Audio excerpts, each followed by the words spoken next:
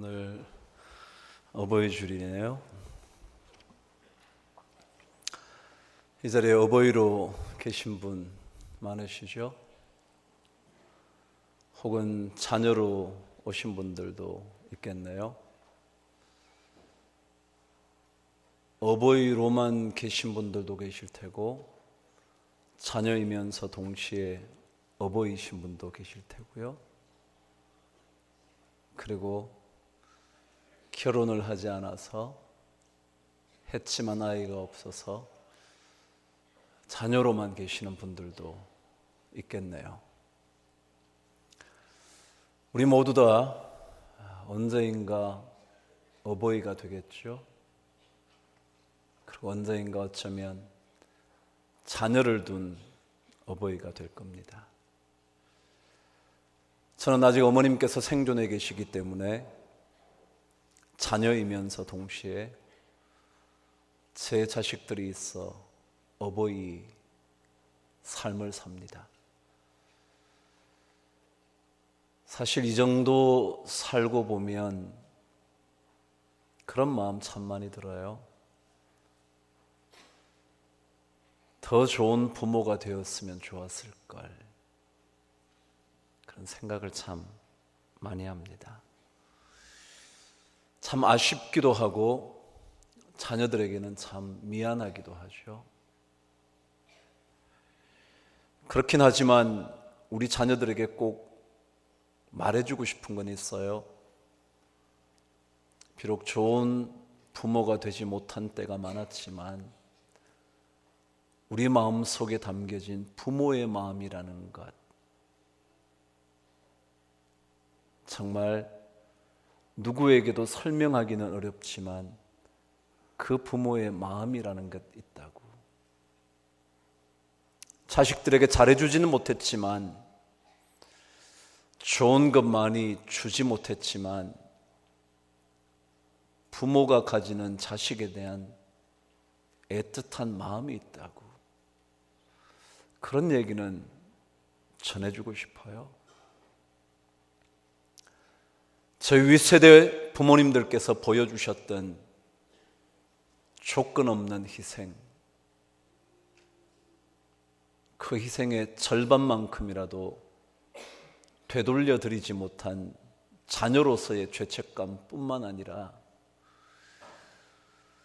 우리 자녀들에게 우리 부모님께 받은 희생의 절반도 못하는 것 같아 또 미안한 마음, 그게 저의 세대인 것 같습니다.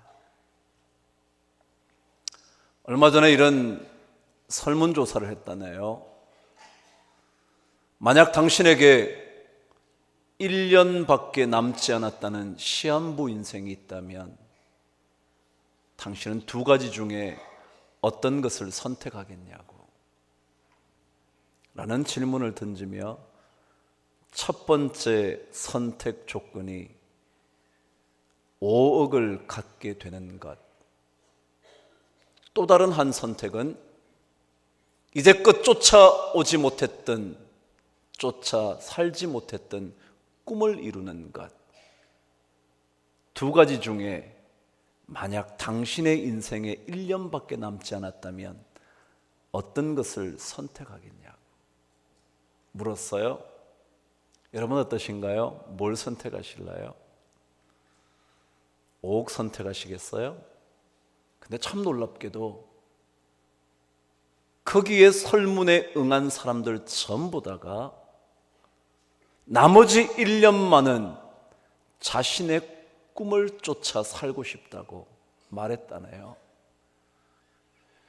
그렇잖아요. 우리 여러 가지 인생의 환경과 조건 때문에 꿈을 쫓아 살아보지 못했잖아요. 남의 눈치 보느라, 주변의 시선을 의식하느라, 가정을 책임진 가장이었기 때문에, 아니 자식을 둔 엄마이었기 때문에 자신의 꿈 한번 쫓아가 보지 못한 채 인생 살아갈 때가 많이 있었잖아요. 그래서 그 설문에 응한 모든 사람들이 나머지 인생의 1년만은 꿈을 이루고 살고 싶다고 대답을 했대네요. 근데 조금 있다가 또 물었답니다.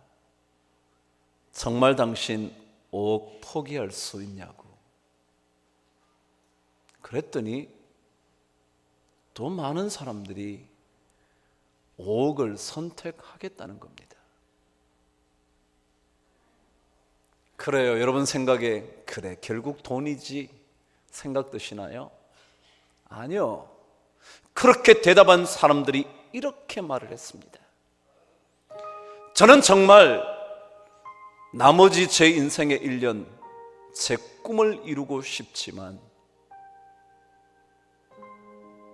만일 5억을 선택하게 된다면 그 5억 제 자식에게 물려주고 떠나고 싶다고. 이제껏 준 것 없어서, 이제껏 자식들에게 부모 역할 제대로 못한 것 같아서 나머지 시한부의 일생 1년밖에 안 되는 일생 꿈을 쫓아 살고 싶지만 그 꿈을 포기하고 5억을 선택해 내 자식에게 주고 싶다고. 여러분 그게 부모 마음이거든요. 우리 다 꿈을 쫓아 살고 싶어요. 어쩌다가 한 사람을 사랑해서 가정을 이루었다가 자녀가 태어나 아버지가 되었다가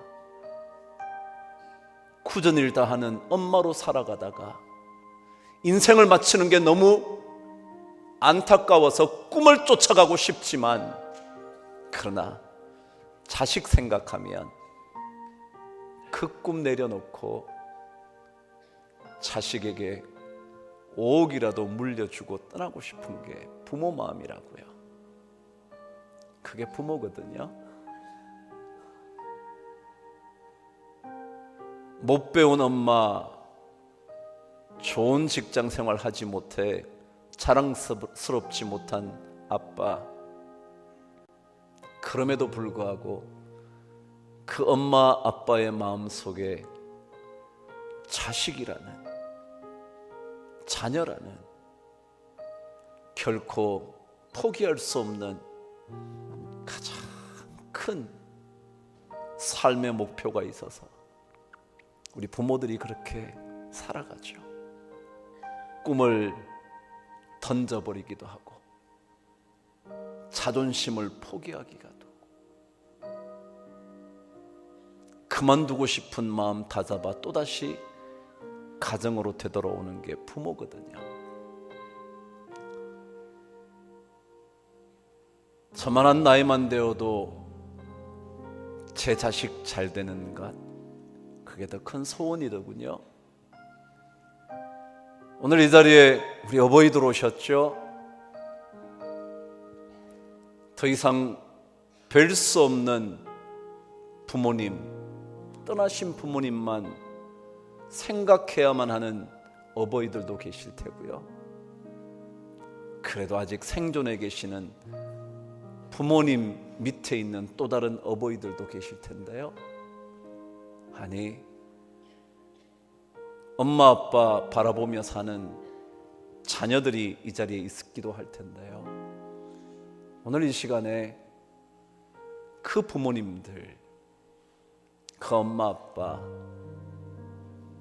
때때로 배우지 못해 무시당하게 되었던 엄마 아빠, 마음처럼 사랑 표현하지 못하는 우리 자식들, 남의 안타까운 소식 들으면 도와주고 싶은 마음 생기다가도 엄마의 불행한 얘기를 들으면 엄마 인생 그것밖에 안 되냐고 원망하고 싶은 그런 우리들, 보잘것없는 아버지의 직장 때문에 어디 가도 떳떳하지 못했던 그 마음 때문에 평생 아버지가 자신의 아버지 아니었으면 좋겠다 생각하던 자녀들도 있지만 오늘 이 시간 엄마 아빠 한번 생각해 보시죠. 떠나신 아버지 어머니 한번 생각해 보시죠. 저는 해마다 어버이 주일이 되면 이 노래를 부르죠. 사실은 늘 불러야 할 그 노래지만 어버이 주일에 우리가 한번 불러보죠. 부모님의 사랑 생각하시면서 더 좋은 부모가 되겠다는 결단도 한번 해보시면서, 아니 나 엄마 아빠에게 자랑스러운 자녀 되고 싶다고 다짐 한번 해보시면서 우리 이 노래 한번 불러보도록 하시죠.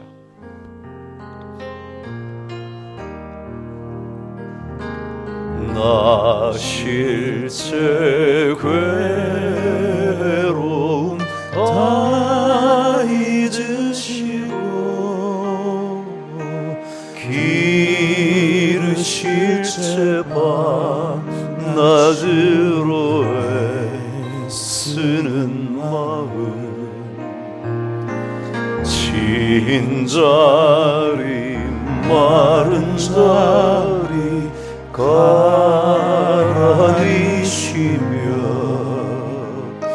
손발이 닿도록 고생하시네. 하늘 아래 그 무엇이 넓다리요. 어버이의 희생은 가히 없어라. 어려서 안고 업고 얼러주시고 자라선 문기되어 기다리는 맘, 하늘 사 그릇 뗄사 자식 생각에 고우시던 이마 위에 주름이 가득, 땅 위에 그 무엇이 높다리요.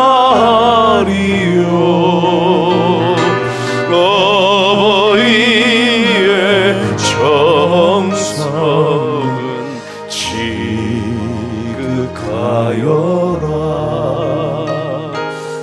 사람의 마음 속에 온가지 소원, 어버이의 마음 속에 오직 한 가지, 아낌없이 일생을 자식 위하여 살과 별을 깎아서 바치는 마음, 인간의 그 무엇이 거룩하리요.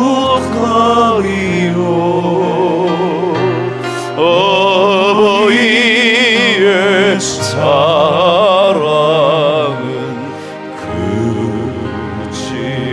그지없어라. 하늘 아래 그 무엇이, 하늘 아래 그 무엇이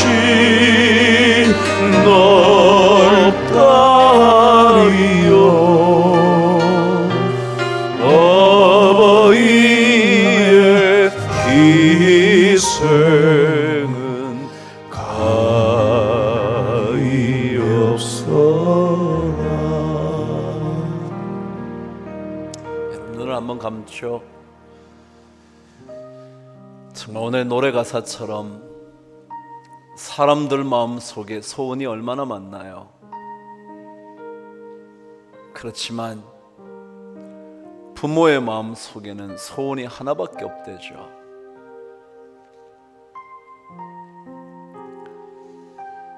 잘해주고 싶었지만 때때로 내 감정에 휩싸여 자식에게 아름다운 모습 보이지 못했던 것 생각하면 정말 가슴이 저미죠. 내가 조금만 더 잘 배웠다면, 내가 조금만 부유했다면, 조금만 좋은 집에서 자라나서 내 자녀를 기를 수 있게 되었다면, 그런 마음 가지면서 자식들 기르죠. 그래요. 사람들 마음 속엔 온가지 소원이 있을지 모르지만 그들이 부모로 되돌아가면 한 가지 소망밖에 없어진대죠. 더 이상 효도하고 싶지만 떠나신 부모님 생각하면, 아니 눈앞에 보이는 부모님께 잘해드려야지 생각해보지만 그것 또한 마음대로 안 되죠. 그래서 어버이날이 되면, 어린이 주일이 되면 미안하고 부끄러운 마음이 참 많죠. 우리 하나님께도 그렇고요, 우리 자식들에게도 그렇고요.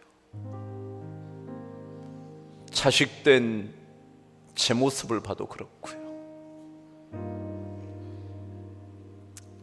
그래도 부모님의 마음 정말 이것만은 얘기해 주고 싶죠. 우리 마음 그렇지만은 않다.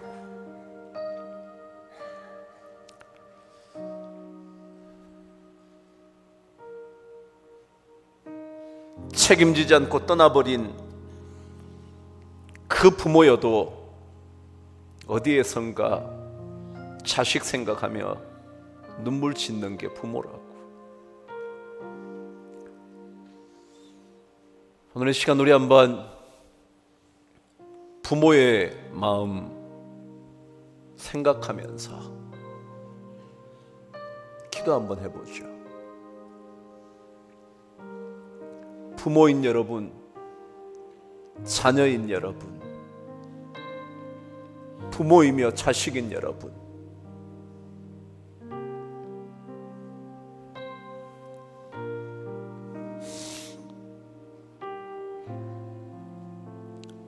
글 하나 읽은 게 생각이 나네요.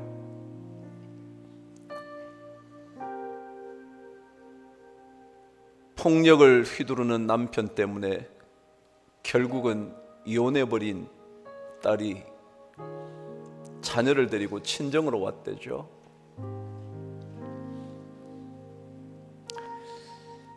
분노에 휩싸여 어쩔 줄 모르는 딸 가족을 맞이한 부모의 마음 얼마나 찢어졌을까요?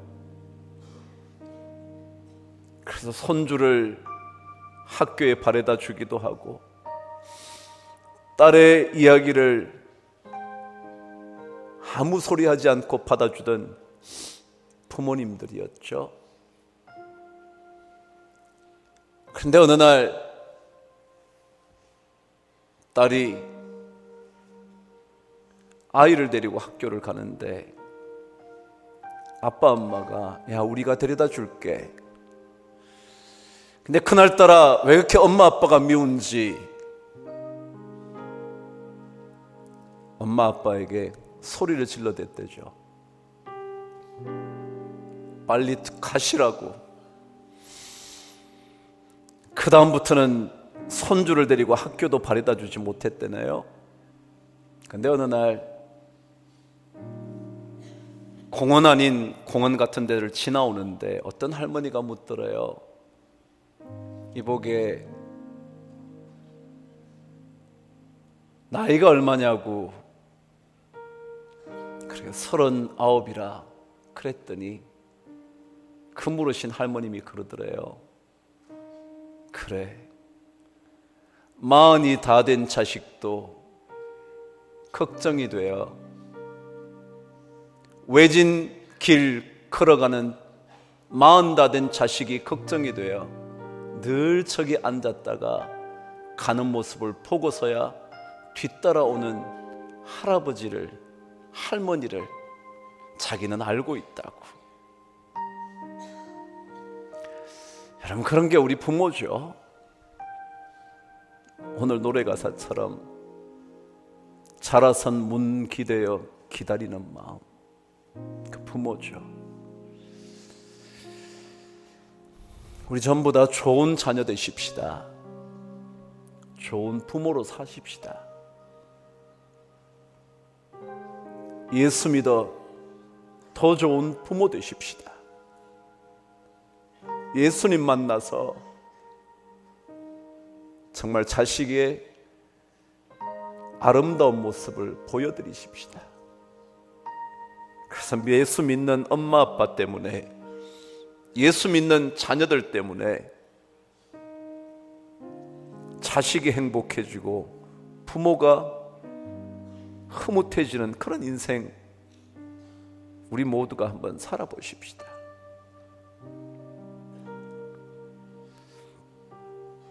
하나님 아버지, 오늘 어버이 주일입니다. 우리 부모님을 통해서 우리에게 생명을 전해주셔서 이렇게 멋지게 잘 자랐습니다. 하나님 아버지께서 생명을 이어주셔서 부모님 때문에 이 자리에 있고 또 우리를 통하여 우리의 자녀들이 있게 되었습니다. 하나님 아버지, 이 믿음의 가문을 잘 이루어가고 좋은 아버지 어머니, 좋은 아들 딸 되게 하여 주셔서 예수를 믿는 믿음의 가정이 얼마나 아름다운 가정이 될 수 있는지 우리 모두 다 증거하는 정인들 되도록 축복하여 주시옵소서. 엄마 아빠를 용서하지 못하는 자녀들 많은데 하나님 그 마음을 위로해 주시고 부모의 마음 읽을 수 있는 영혼의 눈을 주시고 또한 자녀들에게 좋은 부모의 모습을 보이지 못했던 우리들도 이 시간 다시 한번 깨달아 더 좋은 영적인 부모, 육신의 부모가 될 수 있도록 결단하고 돌아가는 한 주간 주일 예배 되도록 도와주시옵소서. 오늘도 주님께서 말씀하실 때 잘 듣게 하여 주셔서 말씀이 능력이 되도록 축복하여 주옵소서. 예수 그리스도 이름으로 기도드리옵나이다. 아멘. 오늘 우리 하나님 말씀 누가복음 17장 7절에서 10절까지 말씀을 읽도록 하겠습니다. 누가복음 17장 7절에서 10절까지 저와 한 목소리로 하나님의 말씀을 받들어 읽죠. 시작. 너희 중 누구에게 밭을 갈거나 양을 치거나 하는 종이 있어 밭에서 돌아오면 그들어 곧 와 앉아서 먹으라 말할 자가 있느냐? 도리어 그들어 내 먹을 것을 준비하고 띠를 띠고 내가 먹고 마시는 동안에 수종 들고 너는 그 후에 먹고 마시라 하지 않겠느냐? 명한 대로 하였다고 종에게 감사하겠느냐? 이와 같이 너희도 명령받은 것을 다 행한 후에 이르기를 우리는 무익한 종이라 우리가 하여야 할 일을 한 것뿐이라 할지니라. 아멘. 오늘 말씀은 종의 이야기입니다. 주님께서 종의 삶에 관하여 말씀하시고 계시죠. 그런데 참 이상한 것은 이 말씀이 겨자씨만한 믿음의 이야기를 하신 다음에 조금도 쉼이 없이 이어진 이야기라는 사실입니다. 무엇 때문에? 주님께서 믿음의 이야기를 하시고 난 다음 이 이야기를 곧장 이어서 하신 것일까? 용서하기라는 것이 참으로 어렵다면, 그래서 믿음이 필요하다면 그것까지는 이해가 되는데, 그런데 그 용서에 관한 이야기의 결론으로 믿음을 말씀하시고는 또다시 그 믿음과 이어진 또 다른 한 얘기를 꺼낸 것 아닐까 생각하는 거죠. 믿음을 가지고 산다는 삶, 어떤 인생일까? 겨자씨만한 믿음만 있어도 뽕나무대로 뽑혀 바다에 심겨져라고 해도 심겨질 만큼 믿음의 능력이 있다는데, 그 믿음을 가지고 사는 우리들은 과연 종의 인생을 살아가고 있는가? 어쩌면 이런 얘기를 하고 싶었던 것은 아닐까, 그런 생각이 드는 거죠. 독립된 이야기 같지만 그렇지 않고 믿음의 이야기에 곧장 이어서 주님께서 종은 이렇게 사는 거야 라고 말씀하신 것 같습니다. 그렇습니다. 믿음의 삶을 산다는 것은 종의 인생으로 살아간다는 것을 의미하는 것입니다. 좋은 신앙인, 진짜 신앙인으로 산다는 것은 종의 인생의 길을 걷는 것이라고 성경은 말씀하고 있는 것 같습니다. 저는 오늘 이 말씀을 통해서 진정한 믿음을 가지고 사는 종의 삶에 대하여 함께 묵상하고 싶습니다. 먼저 제가 7절에서 10절을 읽어드릴 테니까 전체 그림을 한번 그려보시고 제가 여러분과 첫 번째 이야기를 나누게 될 겁니다. 제가 읽겠습니다. 너희 중 누구에게 밭을 갈거나 양을 치거나 하는 종이 있어 밭에서 돌아오면 그더러 곧 와 앉아서 먹으라 말할 자가 있느냐? 도리어 그더러 내 먹을 것을 준비하고 띠를 띠고 내가 먹고 마시는 동안에 수종 들고 너는 그 후에 먹고 마시라 하지 않겠느냐? 명한 대로 하였다고 종에게 감사하겠느냐? 이와 같이 너희도 명령받은 것을 다 행한 후에 이르기를 우리는 무익한 종이라 우리가 하여야 할 일을 한 것뿐이라 할지니라. 아멘. 오늘 먼저 종의 삶을 살려면 가장 중요한 고백 하나가 있다고 전체 이야기는 알려주는 것 같습니다. 그것은 바로 종은 주인의 권위를 인정할 줄 알아야 한다라는 것입니다. 종은 종으로 살려면 주인의 권위를 인정해야 한다는 것입니다. 오늘 이야기를 보십시오.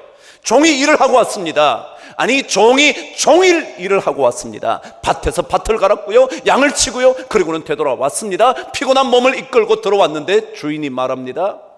상 차려야지. 상을 준비합니다. 먹고 있는데 떠날 수도 없습니다. 띠를 띠고 오히려 무슨 말씀을 또 하실까 수종될 준비를 하고 있습니다. 그렇게 하고 난 다음에도 종에게 감사하다는 얘기를 해주지 않습니다. 오히려 종은 우리 할 일인데요 라고 말해야 한다고 성경은 기록합니다. 무슨 얘기일까요? 여러분, 종이요, 종답게 살아가려면 주인의 권위를 인정해야 합니다. 주인이 내가 그렇게 수고했는데 나에게 상을 차리라고? 당신 종일 집에 있지 않았냐고 라고 말하는 것이 아니라 주인의 권위를 그대로 받아서 그가 말하는 그대로 행하는 것, 그게 종이라고 가르쳐 줍니다. 그렇습니다. 성도들은 하나님을 주인으로 모시고 삽니다. 예수 그리스도, 천지를 지으신, 나를 만드신 그분을 주인으로 인정하고 삽니다. 그것을 인정하지 않을 때 우리 신앙인의 삶은 종된 삶으로 살기가 어렵습니다. 주인을 인정하는 겁니다. 주인의 권위를 받아들이는 겁니다. 하나님 아버지께서 우리의 삶의 주인이라는 사실을 고백해야 합니다. 이번에 네팔에 지진이 일어났습니다. 7.9 정도의 강진이었대죠. 얼마나 심각한 피해였는지 여러분 다 보셨을 겁니다. 수천 명, 만 명에 가까운 생명이 목숨을 잃고 아직까지도 길거리에서 구호품을 기다리며 살아야 하는 엄청난 피해였죠. 두렵고 무서운 일이죠. 여러분, 우리나라도 안전지대만은 아니라고들 말하죠. 근데 여러분, 4년 전에 일본에 쓰나미가 몰려왔습니다. 지진 때문이었죠. 해양 깊숙한 곳에 지각길이 부딪혀 쓰나미가 일어나 22m의 높이로 파도들이 밀려와 주변 해안 도시들을 다 덮쳐버렸습니다. 그때 가족과 일터와 모든 것을 잃어버린 한 남성의 이야기 읽게 되었습니다. 그 쓰나미가 몰려온 이후에 대책을 정부가 세우기 시작을 했습니다. 파도를 막을 만한 방조제를 14.5m 정도로 세우자는 것이었습니다. 그리고 또한 해안도로도 낮게 도로를 해놓으면 물이 밀려오면 자동차가 다 떠내려가니까 높이 11m로 해안도로를 설치하자고 그랬답니다. 근데 이 남자가 자기는 거기에 대해서 그리 찬성하지 않는데요. 그러고는 이렇게 덧붙이는 겁니다. 바다에 사는 사람들이 바다를 볼 수 없다면 어찌 바닷가에 사는 사람이라 말할 수 있겠습니까? 그렇죠. 방조제를 15m 정도로 세워놔버리면 바다가 보이겠어요? 보이지 않겠죠. 근데 묻습니다. 30년 내로 도쿄 부분에 강진이 밀려올 가능성이 60%가량 된다는데 두렵지 않습니까? 거의 7몇 도에 해당할 강진이 몰려오는데 두렵지 않냐고. 그러니 당연히 방조제 높이 세워야 되지 않냐고. 근데 그가 이렇게 대답을 합니다. 저요, 세계 최고 수준인 일본의 내진 설계와 방제 기술, 철저한 대비 태세를 믿고 있습니다. 그런데 그리고는 한마디 덧붙였습니다. 그렇지만 지진을 막을 수는 없지요. 인간의 힘으로는요. 지진을 막을 수 없대요. 그럼 또 덧붙입니다. 저는 지난번 쓰나미 사건을 통하여 자연을 이길 수 없다는 것 깨달았지요. 아무리 방조제와 해안도로를 높이 쌓아도 그래도 자연을 이길 수는 없지요. 여러분, 그래요. 인간이 자연을 이길 수 없어요. 아니, 천지 자연을 다스리시는 하나님을 이길 수 없어요. 아무리 똑똑해도, 아무리 돈이 많아도 주인 되시는 하나님을 뛰어넘을 수 없어요.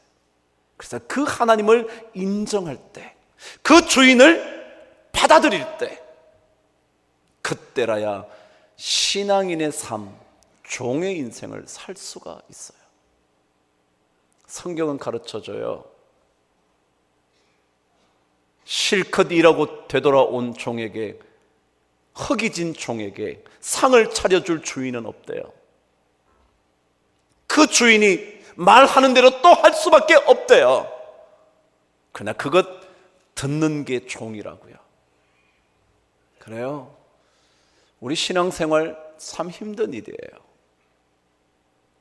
어쩌면 땀 흘려 되돌아와도 종의 인생을 주님이 명령할지 모르거든요.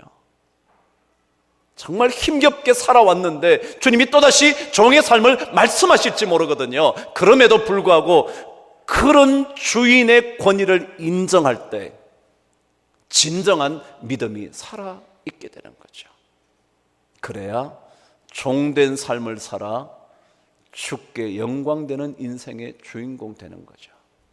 그런데 오늘 성경은 좀 더 면밀하게 종된 삶의 특징을 말씀해주고 있습니다. 저와 함께 7절과 8절을 읽습니다. 시작. 너희 중 누구에게 밭을 갈거나 양을 치거나 하는 종이 있어 밭에서 돌아오면 그들어 곧 와 앉아서 먹으라 말할 자가 있느냐? 도리어 그들어 내 먹을 것을 준비하고 띠를 띠고 내가 먹고 마시는 동안에 수종 들고 너는 그 후에 먹고 마시라 하지 않겠느냐? 첫 번째입니다. 종의 인생을 살려면 말하는 대신 일해야 한다는 것입니다. 종의 인생을 산다는 것은 말하기보다 일하는 것이라고 성경은 가르쳐 줍니다. 말은 주인이 합니다. 일은 종이 합니다. 근데 종된 우리가 말을 많이 하려고 합니다. 종으로 살아야 가야 하는 진정한 믿음의 사람인 우리가 일보다 말을 더 많이 합니다. 진정한 믿음은 말에 있지 않고 삶으로 사는 능력에 있다고 가르쳐 주죠. 실컷 일하고 들어온 종에게 주인은 계속 말합니다. 내 상 준비해 줄래? 그리고 먹고 있는 동안에도 띠를 띠고 수종들 준비해 줄래? 라고 말합니다. 그때 끊임없이 종은 그 말을 듣고 행하는 것입니다. 일하는 것입니다. 그것이 종의 삶입니다. 문제를 일으키는 사람의 특징은 말만 가지고 살 때 그렇습니다. 말을 많이 할수록 복잡해집니다. 그 대신 일을 하기 시작하면 열매가 맺히기 시작합니다. 언젠가 이 땅에 유명한 경영자가 이런 얘기를 했대더군요. 직장 생활이나 사회 생활에서 성공할 수 있는 첫 번째 원칙 하나가 있대요. 그게 뭐냐면 다른 사람들이 기대하고 요구하고 있는 것보다 더 많이 일해야 한다는 것입니다. 억울하죠? 이 정도는 해야지. 당신이라면 이 정도는 해야지. 당신의 직책이 거기 있다면 그 정도는 해야지 라고 말하는 것보다 더 하게 될 때 그 사람이 성공한대요. 세상이 그렇대요. 하나님은 일치감치 가르쳐 주셨죠. 진정한 믿음의 삶을 산다는 것은 말이 아니라 삶으로 일하는 것이라고요. 저는 우리 모든 삶 속에 말보다 일이 앞서는 은혜가 있게 되기를 바랍니다. 가정에서도 마찬가지입니다. 말보다 일이 먼저이기를 바랍니다. 우스갯소리로 이거 왜 이렇게 해놨어? 라고 말하지 말고 당신이 하십시오. 그게 가장 멋진 믿음의 사람, 삶의 모습이라고 성경은 가르쳐 주는 것 같습니다. 그런데 오늘 성경은 두 번째로 종의 모습을 이렇게 설명합니다. 다시 한번 8절과 9절을 이번에는 함께 읽어보겠습니다. 시작. 도리어 그들어 내 먹을 것을 준비하고 띠를 띠고 내가 먹고 마시는 동안에 수종 들고 너는 그 후에 먹고 마시라 하지 않겠느냐? 명한 대로 하였다고 종에게 감사하겠느냐? 안 한다는 거죠. 그 얘기는 뭐냐면 종된 삶의 두 번째 특징은 일하되 그럼에도 불구하고 대접받으려 하기보다 대접하는 일에 열심을 내야 된다고 말합니다. 다시 한번요. 일을 했지만 대접받는 것보다 여전히 대접하는 일에 신경을 쓰는 것, 그게 예수 믿는 사람. 수고하고 땀 흘린 그 후에 먹고 마시는 것이라는 겁니다. 종이 자신이 열심히 일을 하고 돌아왔다고 상차리라고 말하는 사람은 종이 아니라는 겁니다. 도리어 그렇게 땀 흘리고 돌아왔음에도 불구하고 다시 상을 준비하는 거죠. 대접하는 거죠. 우리는 일을 열심히 할수록 대접받기를 원하죠. 그만한 대가가 주어지지 않으면 그 직장 당장 때려치우고 싶죠. 수고했는데도 수고한 대가에 보상이 없다면 그만하고 싶죠. 인센티브가 주어진다면 100배라도 하겠지만 그런 일이 없다면 그 직장은 나쁜 직장이라고 말하죠. 근데 성경은 그렇게 말하지 않아요? 열심히 일하고도 종에게 감사하겠냐? 하지 않으니까 대접하는 일, 대접받기보다 하는 일. 그래서 주님께서 말씀하신 그대로 인자가 온 것은 섬김을 받으려 함이 아니요 도리어 섬기려 하고 많은 사람들을 위하여 대속물로 자식이 자신을 주기 위하여 오셨다고. 그럼 한번 보십시다. 가정을 책임진 가장이신가요? 근데 혹시 여러분 이러시진 않았나요? 열심히 돈 벌어왔으니 당신은 일해야지 라고 말씀하시나요? 혹은 아니라면 조금은 무능한 남편 때문에 부인이신 여러분들이 힘겹게 땀을 흘려서 가정을 꾸리고 계시나요? 그래서 그것 때문에 남편을 향하여 내가 이렇게 돈 버는데 당신 일해야지 혹시 그렇게 말씀하시나요? 혹은 여기에 중고등부 학생들 오셨는데 공부하느라고 너무 힘들죠? 밤 12시까지 지친 몸으로 들어오고 나서 여러분 엄마한테 큰 소리 치시죠? 내가 이렇게 열심히 하고 왔다고, 나 진짜 힘들다고. 그래서 엄마에게 이렇게 해주는 것이 당연하다고 생각하시나요? 그래요. 누구나 일한 다음 대접받고 싶죠. 그러나 성경은 일한 다음에도 종에게 감사하는 일 없거든 이라고 주님이 말씀하세요. 내 수고를 몰라주다니 라고 생각이 혹시라도 든다면, 엄마 나 이렇게 애썼는데 엄마 뭐 하는 거야? 라고 생각이 든다면 혹시 아직까지 우리에게 진정한 믿음이 조금은 모자라지 않는가, 그 생각해 볼 필요가 있다는 거죠. 정말 좀 더 진짜 믿음을 갖고 있는 삶이라는 게 어떤 것인지 조금은 더 깊이 묵상해 볼 필요가 있다는 거죠. 그게 예수 믿는 사람들의 삶이라는 거예요. 믿음을 가지고 있다면, 겨자씨만한 믿음의 능력을 믿고 산다면 그 믿음을 가진 사람들은 열심히 수고하고도 크기에 대하여 대접받기를 요구하지 않는 거예요. 많은 남자들이 그러잖아요. 가정을 책임져서 돈을 벌어오면 아내에게, 자식에게 대접받기를 원하죠. 수고했으니까. 근데 성경은 그렇게 말하지 않아요. 그렇게 했다고 그래서 그 종에게 대접해주는 그런 일은 없어. 그래, 우리가 더 묵상해야 할 것은 그런 삶 같아요. 내가 뭘 많이 했다고, 땀을 흘렸다고, 수고했다고 나에게 그만한 대접해줘야 한다고 당연한 거라고 생각하고 있다면 한 번 더 우리 묵상하시죠. 아, 내겐 아직까지 진짜 믿음은 생겨나지 않은 것인지도 모른다고. 그렇게 한번 생각해 보시죠. 그 주님의 이야기거든요. 결론이에요. 오늘 성경은 우리에게 진정한 믿음을 가지고 종의 삶을 사는 삶의 마지막 모습을 이렇게 설명합니다. 10절 저와 함께 읽겠습니다. 시작. 이와 같이 너희도 명령받은 것을 다 행한 후에 이르기를 우리는 무익한 종이라 우리가 하여야 할 일을 한 것뿐이라 할지니라. 무슨 얘기인지 설명 안 해도 아시죠? 종의 삶을 산다는 것은 그거 당연히 우리가 해야죠. 라고 말할 줄 아는 겁니다. 그 제 할 일인데요. 뭐 아버지가 열심히 돈을 벌었어요? 뭐라고 그래야 된다고요?